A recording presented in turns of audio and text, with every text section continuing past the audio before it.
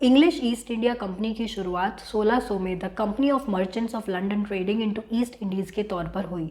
यह एक joint stock company थी जिसके पहले गवर्नर थे थॉमस स्माइथ। कंपनी ने इंडिया में अपनी पहली फैक्ट्री 1611 में मसूलीपट्टनम में बनाई और 1612 में उन्हें जहांगीर से सूरत में फैक्ट्री बनाने का राइट भी मिल गया था। 1623 तक ईस्ट इंडिया कंपनी ने ब्रोच और अहमदाबाद में भी फैक्ट्रीज एस्टैब्लिश कर ली थी। साउथ इंडिया में उस टाइम स्ट्रॉन्ग मुगल रूलर्स का कोई इन्फ्लुएंस नहीं था और 1565 में विजयनगर एम्पायर के बाद वहाँ कई वीक स्टेट्स आए जिनको इन्फ्लुएंस करना कंपनी के लिए आसान था। और जैसा मैंने आपको पिछले वीडियो में बताया था कि 1668 में island of Bombay king Charles II को एक पोर्टुगीज प्रिंसेस से शादी के दौरान दहेज में मिला था। इस बॉम्बे आइलैंड को कंपनी ने ब्रिटिश गवर्नमेंट से एक्वायर कर लिया और 1651 तक उनकी फैक्ट्रीज बिहार, उड़ीसा और बंगाल के कई हिस्सों में बन चुकी थी। बंगाल उस समय बहुत ही फर्टाइल और रिचेस्ट प्रोविंस था। इंग्लिश चाहते थे कि मुगल्स को वहां से पावर से हटा दिया जाए और इंडियन ट्रेड्स पर सिर्फ और सिर्फ उनका कंट्रोल रहे। कंपनी ने शुरुआत से ही ट्रेड करने के लिए डिप्लोमेसी, वॉर्स और टेरिटोरियल कंट्रोल का यूज़ किया। ऐसे में 1686 में मुगल एम्परर और इंग्लिश के बीच अनबन हो गई और औरंगजेब की लीडरशिप में मुगल्स ने कंपनी को हरा दिया। कंपनी की सूरत, मसूलीपट्टनम और विशाखापट्टनम की फैक्ट्री सीज कर ली गई। पर कंपनी हार मानने वाली नहीं थी। उन्होंने चापलूसी का रास्ता अपनाया और औरंगजेब को कन्विंस कर लिया कि वो उनके अकॉर्डिंग ही ट्रेड्स करेंगे। औरंगजेब भी उनकी बातों में आ गए और कंपनी को ट्रेड करने की परमिशन मिल गई। पर औरंगजेब ने उनसे 1.5 लाख रुपए कंपनसेशन भी लिया।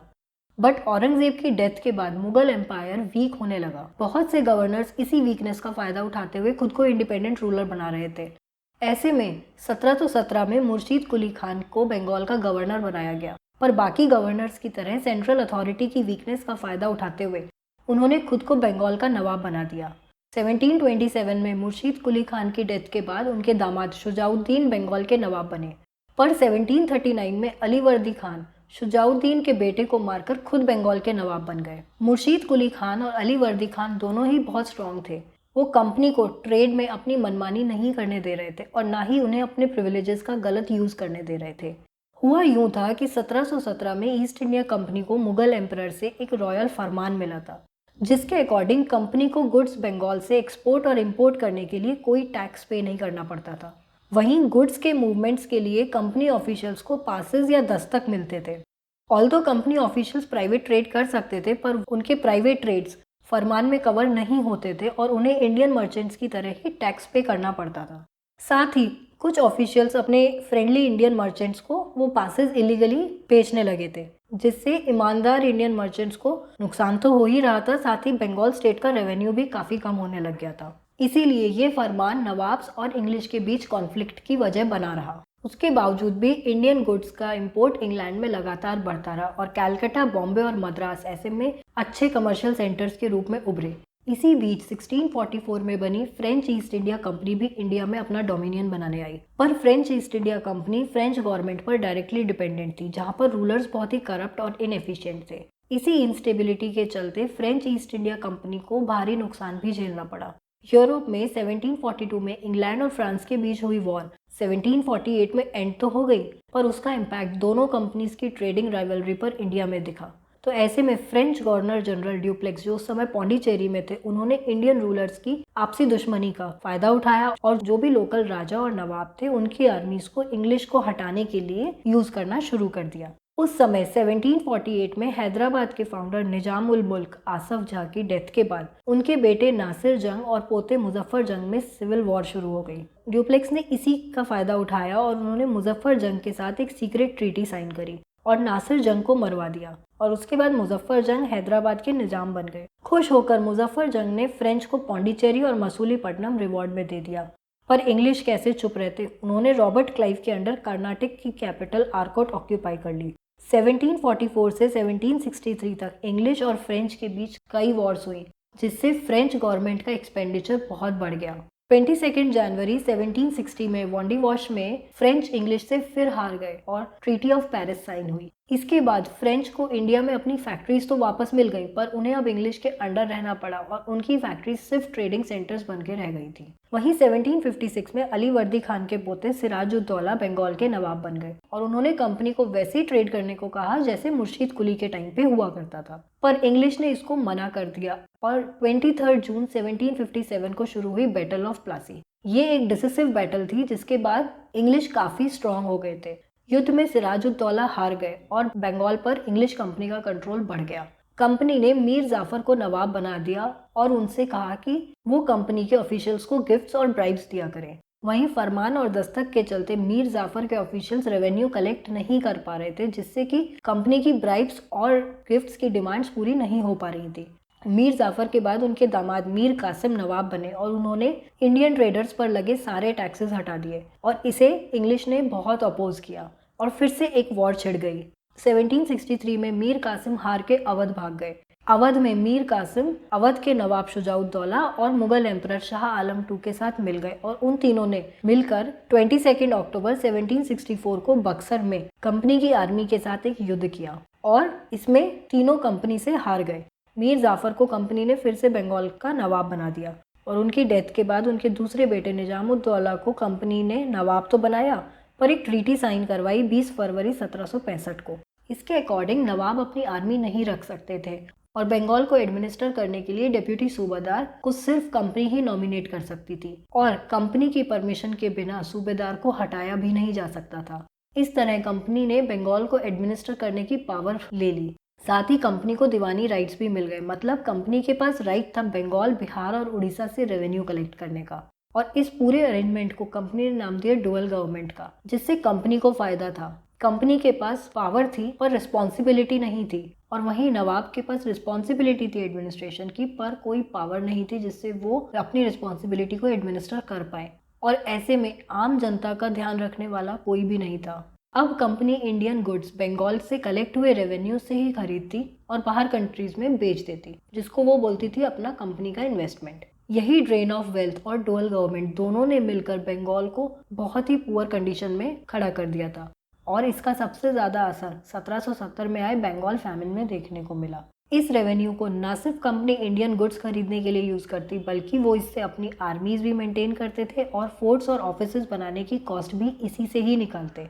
बंगाल में इस्टेब्लिश करने के बाद ईस्ट इंडिया कंपनी ने मराठास और मैसूर की तरफ मूव करना शुरू किया। 1775 से 1782 तक फर्स्ट एंग्लो मराठा वॉर चली, जिसमें ब्रिटिश को लीड कर रहे थे governor general Warren Hastings. Although इस वॉर में कोई साइड नहीं जीती, पर एक ट्रीटी ऑफ सालबाई साइन की गई जिसमें स्टेटस को मेंटेन किया गया। वहीं मैसूर के स्ट्रॉन्ग लीडर्स हैदर अली और उनके बेटे टीपू सुल्तान इंग्लिश को बराबर टक्कर दे रहे थे। हैदर अली के साथ 1780 में वॉर में ब्रिटिश लगातार हार रहे थे, बट जुलाई 1781 में ब्रिटिश आर्मी ने हैदर अली को हरा दिया और दिसंबर 1782 में हैदर अली की डेथ के बाद उनके बेटे टीपू सुल्तान ने इस फाइट को कंटिन्यू किया। 1792 में टीपू सुल्तान और ब्रिटिश की फिर से एक वॉर हुई जिसमें टीपू सुल्तान हार गए और ट्रीटी ऑफ सेरिंगपट्टनम साइन हुई। टीपू सुल्तान को अपनी हाफ टेरिटरीज इंग्लिश को देनी पड़ी। वहीं 1798 में लॉर्ड वेल्सले इंडिया आए। उन्होंने एक्सपेंशन का एक नया मेथड यूज किया, सब्सिडरी अलायंस सिस्टम, जिसमें इंडियन स्टेट्स अपने इंडिपेंडेंट आर्म्ड फोर्सेस नहीं रख सकते थे और उन्हें अपने यहाँ ब्रिटिश फोर्स को रखना होगा। कंपनी उन इंडियन स्टेट्स को प्रोटेक्शन देगी और उसके बदले में इंडियन स्टेट्स कंपनी को पे करेंगे उन ब्रिटिश फोर्सेस को मेंटेन करने के लिए, और अगर रूलर पेमेंट नहीं कर पाते तो उनकी टेरिटरीज के कुछ पार्ट्स कंपनी को मिल जाएंगे। साथ ही इस सिस्टम में कंपनी अपने रेजिडेंट्स को इंडियन रूलर्स के कोर्ट्स में पोस्ट करती थी और इंडियन रूलर्स बिना रेजिडेंट की परमिशन के किसी भी यूरोपियन को अपनी सर्विस में एम्प्लॉय नहीं कर सकते थे। इस ट्रीटी को साइन करने से इंडियन रूलर्स ने वर्चुअली अपनी पूरी इंडिपेंडेंस खो दी। साथ ही सब्सिडरी फोर्सेस की कॉस्ट बहुत हाई थी जो इंडियन रूलर्स पे नहीं कर पा रहे थे और रूलर्स की खुद की आर्मीज खत्म होने से सोल्जर्स का भी लाइवलीहुड सोर्स चला गया। पर यह ट्रीटी ब्रिटिश के लिए बहुत फायदेमंद थी। उन्होंने हैदराबाद के निज़ाम से ये ट्रीटी 1798 में और अवध के नवाब से 1801 में साइन करवाई। Tipu Sultan, the tiger of Mysore, इस सब्सिडरी अलायंस ट्रीटी को साइन करने को बिल्कुल तैयार नहीं थे। उन्होंने फ्रेंच के साथ दोस्ती करी, पर 1799 में ब्रिटिश के अगेंस्ट वॉर में फ्रेंच हेल्प पहुंचने से पहले ही टीपू सुल्तान को हरा दिया गया और 4 मई 1799 को उन्हें वीरगति प्राप्त हुई। मैसूर अब कंपनी पर डिपेंडेंट हो गया था। अब मराठास थे जो ब्रिटिश कंट्रोल से बाहर थे। मराठा चीफ्स पेशवा पूना में, गायकवाल बड़ौदा में, सिंधिया ग्वालियर में, होलकर इंदौर और भोसले नागपुर में रूल कर रहे थे। पेशवा और सिंधिया ने सब्सिडरी अलायंस के लिए मना कर दिया था। वहीं अक्टूबर 25, 1802 में होलकर ने पेशवा और सिंधिया की कंबाइंड आर्मीज को हरा दिया। इसके बाद पेशवा बाजीराव टू ने इंग्लिश के पास जाकर सब्सिडरी ट्रीटी साइन कर ली। सिंधिया और भोसले ने भी 1803 में सब्सिडरी ट्रीटी साइन कर ली थी। वहीं 1803 में सेकेंड एंग्लो मराठा वॉर हुई, जो कि 1805 तक चली। उसमें ब्रिटिश को उड़ीसा और यमुना के नॉर्थ की भी टेरिटरीज मिल गई। अब 1817 में मराठा चीफ्स फिर से यूनाइट करके अपने इंडिपेंडेंस के लिए एक और युद्ध करते हैं, पर गवर्नर जनरल लॉर्ड हेस्टिंग्स ने पेशवा, भोसले और होलकर की आर्मी को हरा दिया और पेशवा को गद्दी से हटाकर कानपुर के पास बिठूर में कंपनी का पेंशनर बना दिया। होलकर और भोसले ने भी सब्सिडरी फोर्सेस को एक्सेप्ट कर लिया और 1818 तक कंपनी के पास विंध्यास के साउथ का पूरा एरिया था। अब लेट 1830s में यूरोप में एंग्लो रशियन राइवलरी के चलते कंपनी को चिंता हुई कि रशिया अफगानिस्तान या पर्शिया के थ्रू इंडिया पर अटैक कर सकता है। सिंध में चीफ्स जिन्हें आमिर बोलते थे, उनके साथ कंपनी ने 1839 में सब्सिडरी ट्रीटी साइन कर ली। अब कंपनी पंजाब की तरफ मूव करती है। वहां महाराजा रंजीत सिंह उनको आगे नहीं बढ़ने दे रहे थे। 1839 में महाराजा की डेथ के बाद पंजाब में एक पॉलिटिकल इंस्टेबिलिटी आई और पंजाब आर्मीज ने कंपनी के अगेंस्ट 2 वॉर्स लड़ी, बट पंजाब आर्मी हार गई और 8 मार्च 1846 में ट्रीटी ऑफ लाहौर साइन हुई, जिसमें जालंधर दोआब ब्रिटिश ने अपने पास रखा और राजा गुलाब सिंह डोगरा को 5 मिलियन रुपीस की कैश पेमेंट के बदले जम्मू कश्मीर दे दिया। 1848 में लॉर्ड डलहौजी गवर्नर जनरल के तौर पर इंडिया आए और उन्होंने एक्सपेंशन के लिए एक और नई पॉलिसी बनाई, डॉक्ट्रिन ऑफ लैप्स, जिसके अकॉर्डिंग अगर कंपनी प्रोटेक्टेड स्टेट के रूलर की बिना नेचुरल हायर के डेथ हो जाती है तो उसका स्टेट उसके अडॉप्टेड बेटे को न मिलकर ब्रिटिश इंडिया को मिल जाएगा, अगर वो अडॉप्शन ब्रिटिश अथॉरिटीज द्वारा अप्रूव्ड नहीं है तो। इस तरह उन्होंने 1848 में सतारा और 1854 में नागपुर और झांसी एनेक्स कर लिए थे। डलहौजी ने एक्स रूलर्स के टाइटल्स को भी एक्सेप्ट करने से मना कर दिया और साथ ही उनको पेंशन देने से भी इनकार कर दिया और इस तरह ईस्ट इंडिया कंपनी एक ट्रेडिंग कंपनी से टेरिटोरियल कॉलोनियल पावर बन गई। 1857 तक कंपनी का इंडियन सब कॉन्टिनेंट के 63% टेरिटरीज पर कंट्रोल था और ये कंपनी रूल 1858 तक रहा। 1857 में इंडियन रिबेलियन के बाद और गवर्नमेंट ऑफ इंडिया एक्ट 1858 के बाद ब्रिटिश गवर्नमेंट ने इंडिया को डायरेक्टली कंट्रोल करना शुरू कर दिया और यहाँ से शुरू हुआ था ब्रिटिश राज। तो ये थी स्टोरी कैसे एक ट्रेडिंग कंपनी पूरी कॉलोनियल पावर बन गई।